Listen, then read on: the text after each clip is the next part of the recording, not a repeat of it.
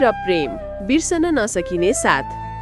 गाउँको हरियो पहाडी भेगमा सानो बालिका माया र केटा प्रेम सँगै हुर्किएका थिए।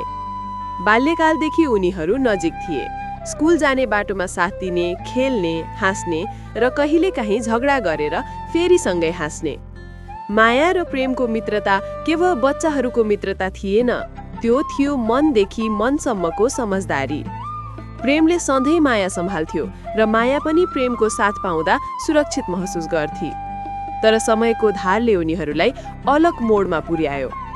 मायाको परिवार सहरतिर सरेको थियो। बिदाईको दिन बस स्टेशनमा आँसुका धारा छर्लङ्ग देखिन्थ्यो। प्रेम दौडिएर बस समात्न खोज्यो, तर समयले उनीहरूलाई अलग गर्यो। माया आँसु झार्दै हिँड्दै गइन् र प्रेम बसको झालबाट उसलाई हेरिरह्यो। पत्र लेख्ने माध्यमबाट उनीहरूले आफ्नो सम्झना कायम राख्ने कोसिस गरे, तर बिछोडको पीडा गहिरो थियो। वर्षौं बिते। माया अब एक सफल इन्टिरियर डिजाइनर बनेकी थिइन्। विदेशमा केही समय बिताए अनि फेरि सहर फर्किएकी। प्रेम भने आफ्नो गाउँमै सङ्गीतकार र शिक्षक बनेका थिए। दुवैको जीवन आफ्नै बाटोमा सङ्घर्ष र सफलता ल्याउँदै अघि बढ्यो, तर मनभित्र सधैँ त्यही पुरानो साथीको याद थियो। एक दिन नियतिले फेरि जादु गर्यो। माया एउटा कफी सपमा बसिरहेकी थिइन्। त्यही क्याफेमा प्रेम आफ्नो नयाँ गीत सुन्न आएका थिए। उनीहरूले अनायास एक अर्काको आँखामा नजर पारे। कुनै शब्द आवश्यक थिएन, केवल आँखाले सबै कुरा बोले। त्यो क्षणले पुरानो सम्झना फेरि ताजा गरायो। दुवैजना पहिले भन्दा गहिरो भावनाले एक अर्कालाई बुझ्न थाले। पुराना स्मृतिहरू फ्ल्यासब्याक जस्ता मनमा आए। स्कुलको मैदान, झरनामा खेल्ने दिनहरू, खेतको रमाइलो। प्रेमले मायाका लागि नयाँ गीत लेखे र माया उसैलाई डिजाइन गरे।